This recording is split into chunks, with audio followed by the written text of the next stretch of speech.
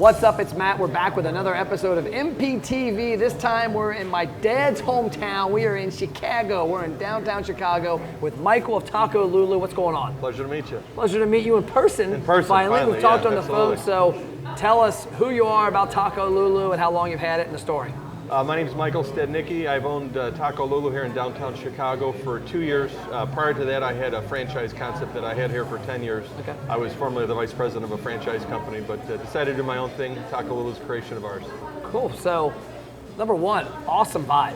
Thank you. So I love the exposed brick, the beams in the ceiling. I was just telling you, we came from a restaurant, Madison's, about 45 minutes away, and a lot of they kill it on the environment. A lot of restaurants miss on that.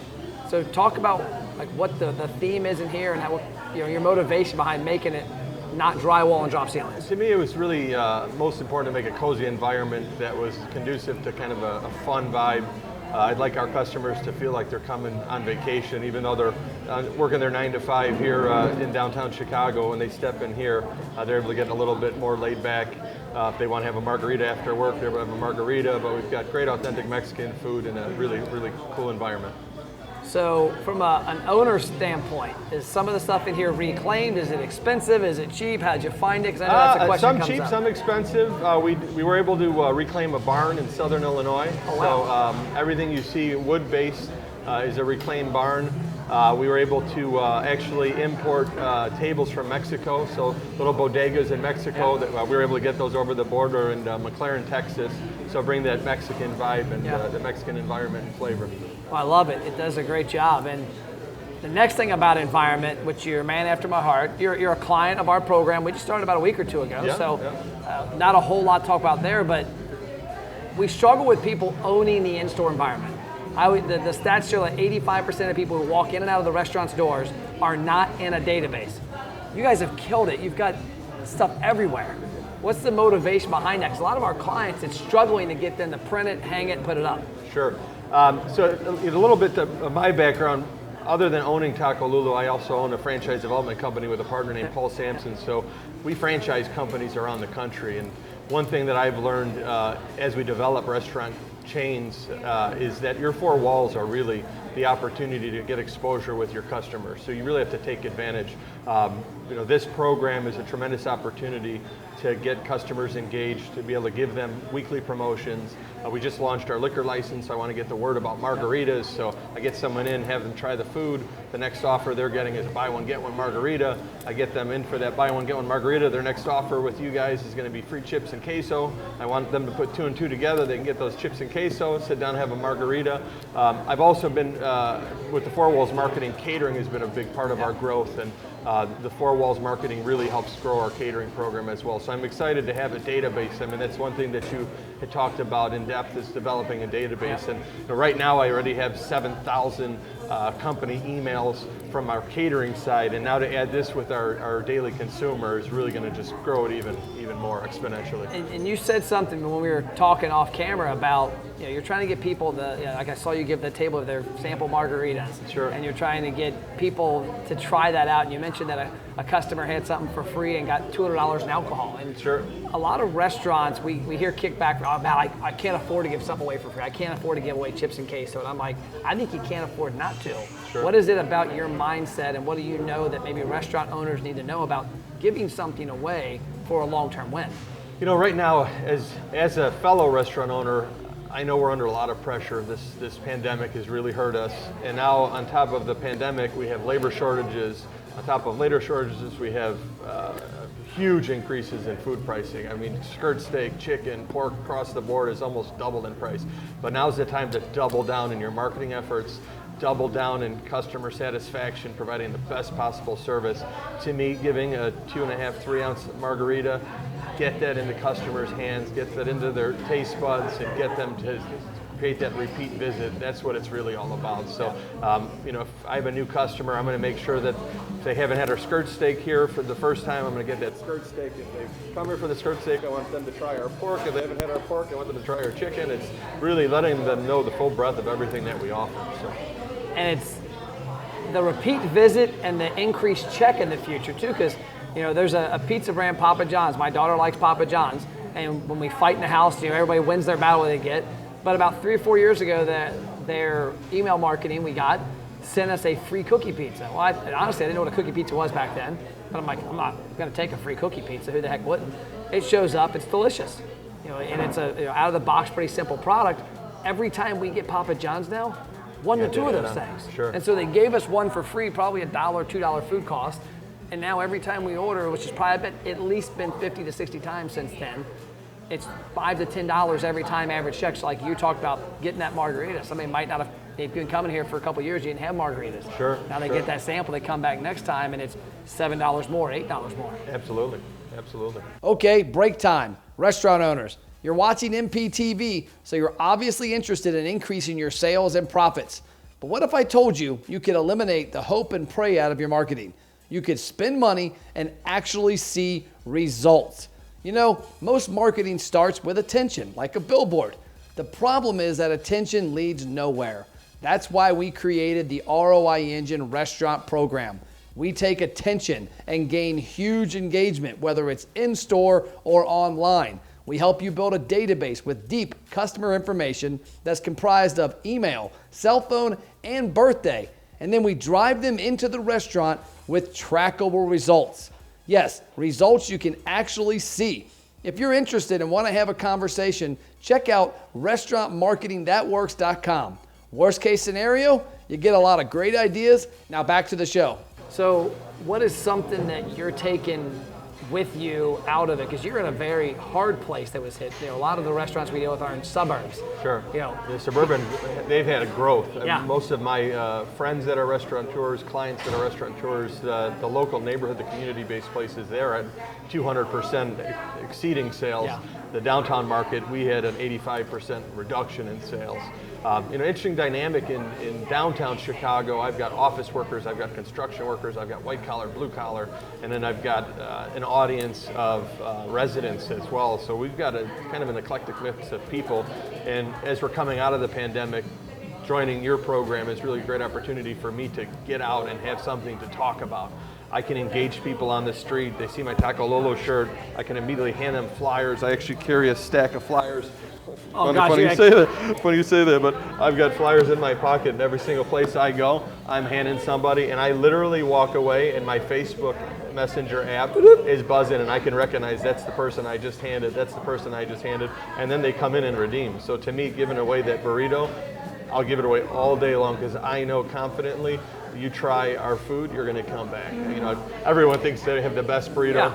You guys are going to be the ones that tell me what you think of my food. Wait. But I've traveled the country, and I'm really proud of what we've put together. I've got a tremendous staff. So it's funny you say that about people coming back. I'll never forget, about 4 years ago, I had a conversation with a guy named Lenny, one of the first restaurants when we went national with our program, that had about 1,100 customers who would come in over 3 months. And at that point, we were really tracking that first visit mainly. That's all. We're just trying to build the database. Sure. I don't care about visit 20 or 30. I don't want to track those because that means I'm giving something all the time. I want to tease them up front, get them in. And he said, well, Matt, there's 1,100 people that have come in. How do I know they're ever coming in again and again? I go, okay, let me ask you a question. Does your food suck? And he looked at me kind of literally like, what? Because you just ate. How was it? I go, delicious. Well, there's your answer. Okay.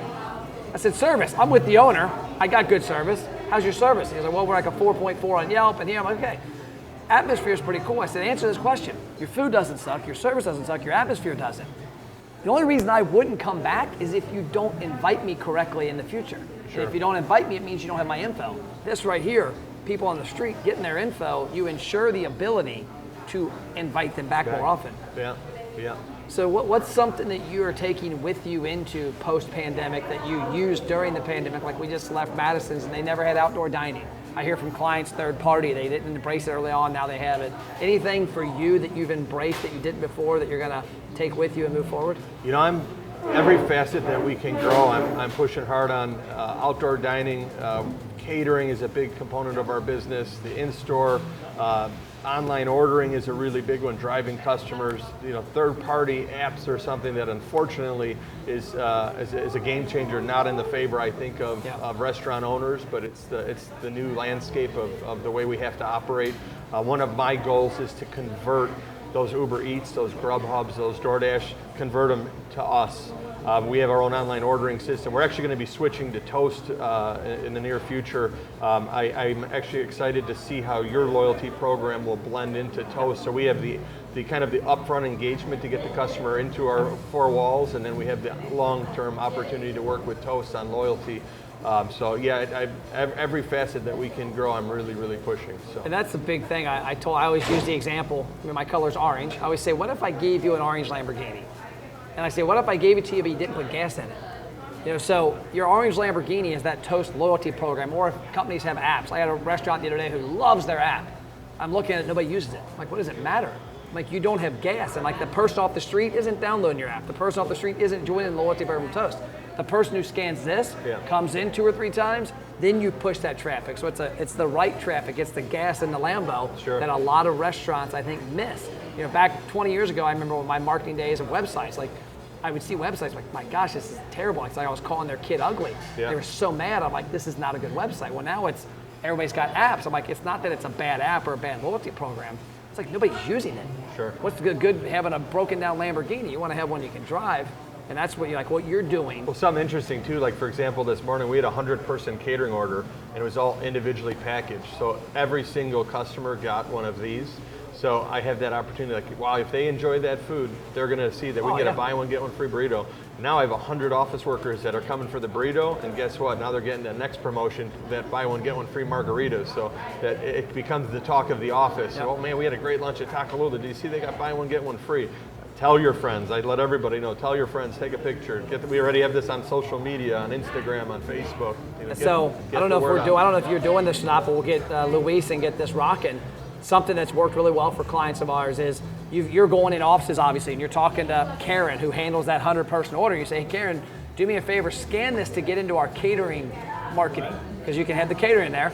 She scans it, and it triggers an email and go, Karen, by the way, you're going to get an email right now that's got a buy one, get one for all the employees here.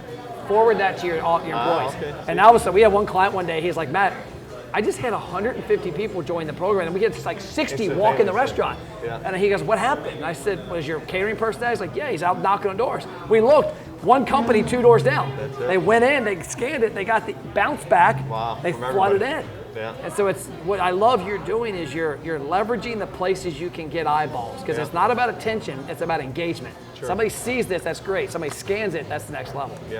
What's been interesting in Chicago, we have within 3 blocks, I have 65,000 people that are typically in this area. And with the pandemic right now, we're at 5% of that. So I've had to reach even further out to try to draw traffic. But we're excited. City of Chicago actually opened today. So you guys are actually in town on the day that we're open. So it's going to still take some time, though. I mean, there's still months ahead of us with companies that are going to slowly dip their feet in the water to start re-engaging. But I'm excited. Just in launching the tabletops and the posters in the last 2 days, it's great to walk in the dining room and see people pulling their phones out and notice that they're engaging with it.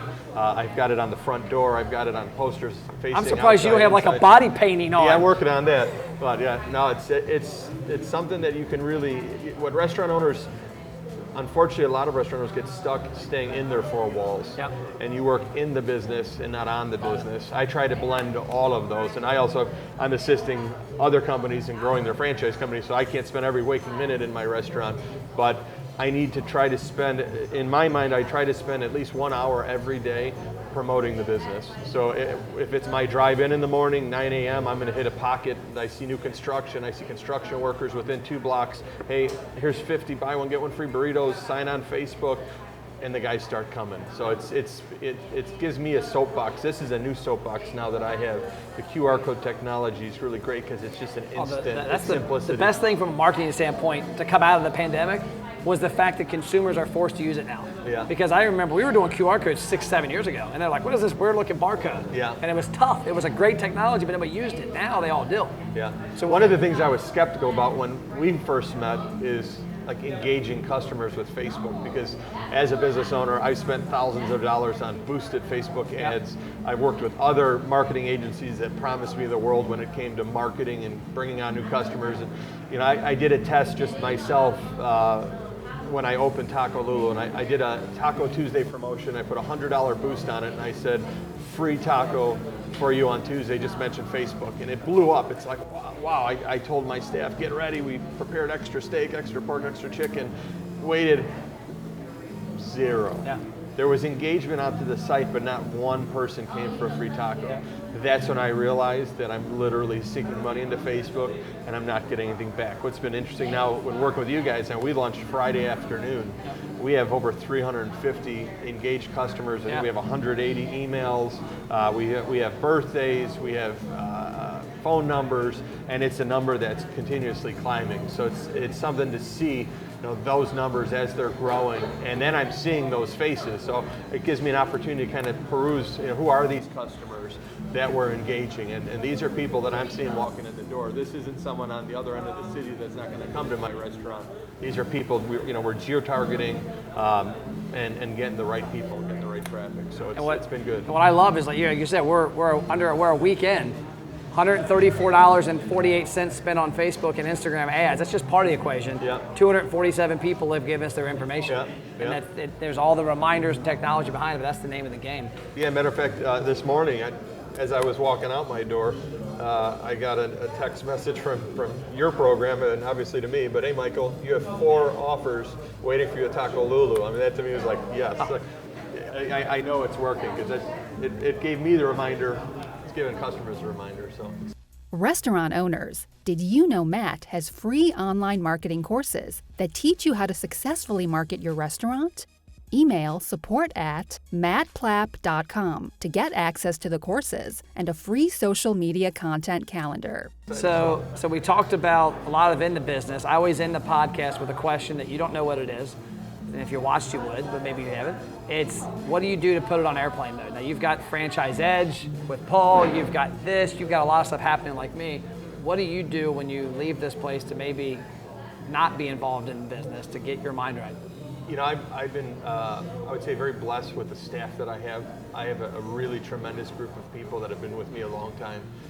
Making sure they're happy and they're successful is probably one of the most important things. And I think as a restaurant owner, I'm hearing a lot of other restaurant owners hearing about turnover and the problems. There is tremendous labor shortages. I mean, that is, but I've got a group of loyal guys. I make sure that day in, day out, they're happy.